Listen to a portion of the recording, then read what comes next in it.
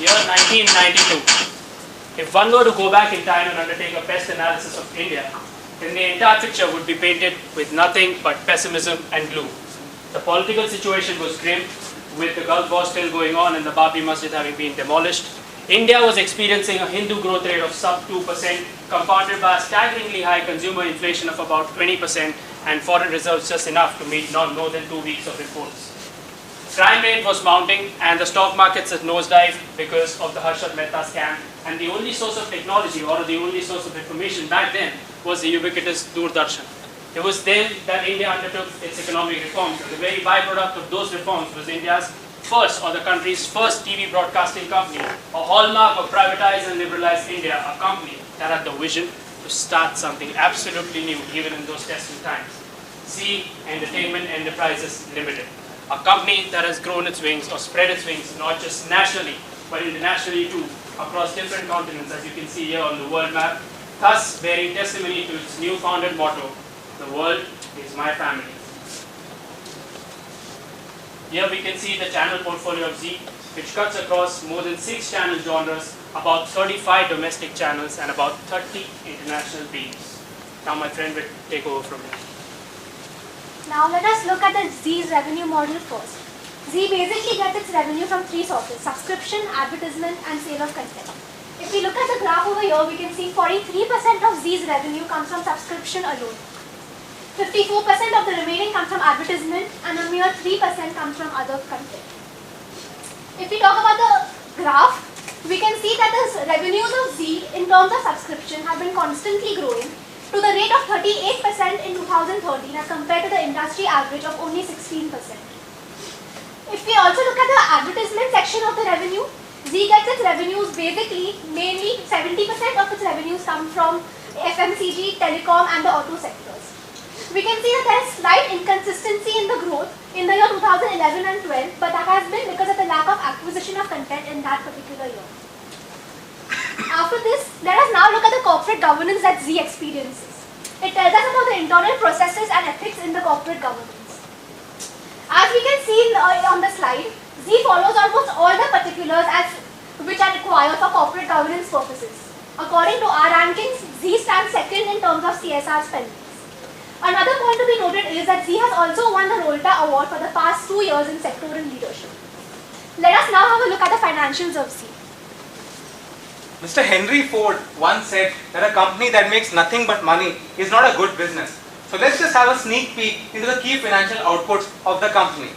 Now Zee has consistently improved its net profits over the past 5 years with 22.15% in the previous year and a net margin of 36%.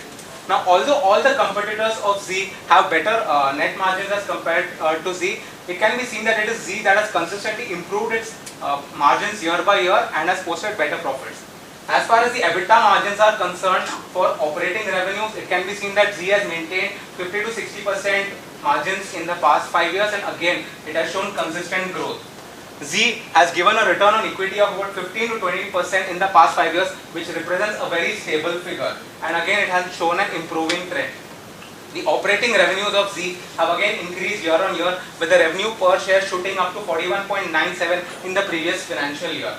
A quick glance at the Q1 and Q2 results of the company tell us that Zee posted results of 42% net profit in the first quarter and about 26% net profit in the second quarter.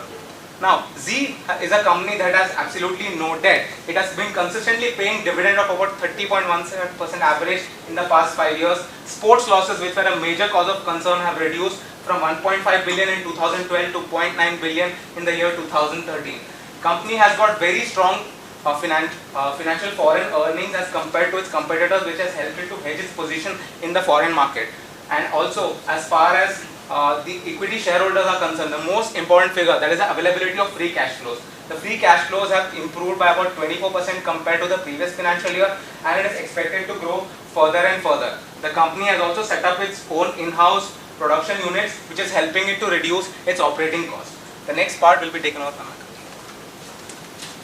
So now first we look at the investment summary. So we'll be talking about the country opportunities and the company strengths.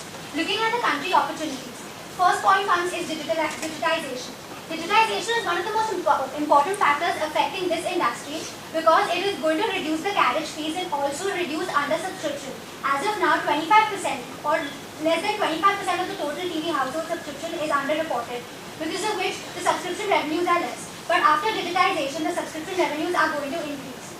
Now, coming to the average revenue per user, as we can see for India, the average revenue per user is pretty low and there's a lot of opportunity for growth. And with digitization, as you can see, as compared to the cable and satellite, the increase in ARPU for DTH is much more. Now coming to the FMCG sector. Now the growth of the FMCG sector is highly important for this industry because FMCG sector contributes to more than 50% of the revenue for advertisements. So basically FMCG sector, the future growth is likely to be good because of their rural spending, the foreign direct investments coming in, and also the FMCG sector is relatively immune to the economic cycles. So, and in the past 5 years, they've had a growth of 17%, because of which, as according to our team estimates, the FMCG ad spends are going to increase year on year, and their growth also looks to be good. Now coming to the company strengths. Now talking about the Hindi movie and the general entertainment channel segment, Zee has always been in the top 3 positions, whether it be Hindi movie channels or the general entertainment channels. In fact, Zee Cinema has a market share of more than 30%. And they've newly launched 2 new movie channels known as Ant Pictures and Anmol Pictures.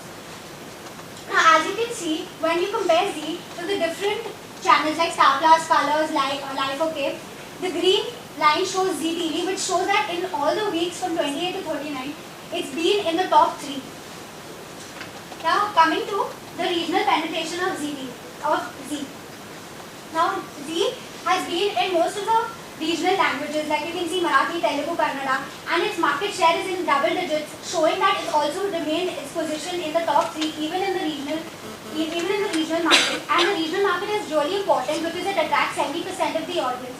And the advertisement revenue for the regional market is slated to grow at 15%. So it's a very important segment in this industry. Now the next will be carried on by my colleague. Ditto TV and Media Pro. Ditto TV is India's first over-the-top TV platform offering live TV and on-demand content. Launched in 2012, Ditto TV is over in the next 5 years. Ditto TV is like the digital advertising in India is expected to grow at over 30%. So Ditto TV's revenue and future looks very bright.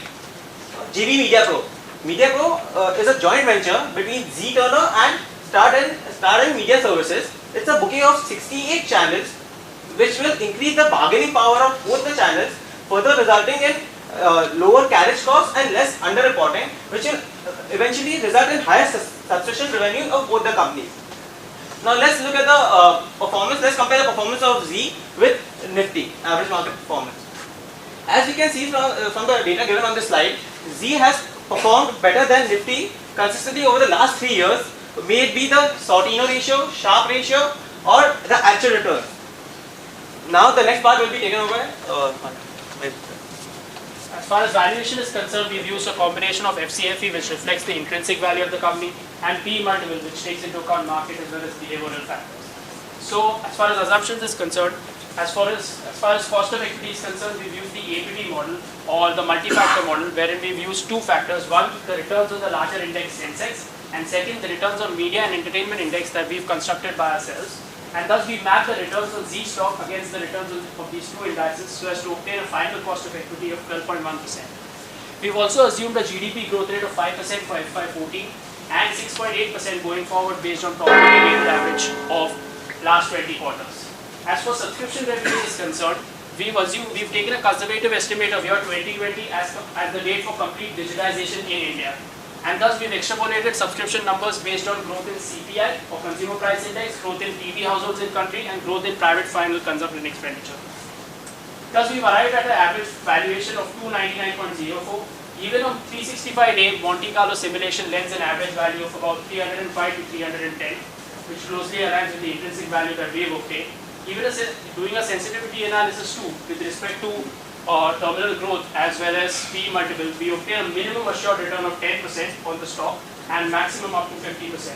Thus, in conclusion and with conviction, we would like to give a buy recommendation for this stock.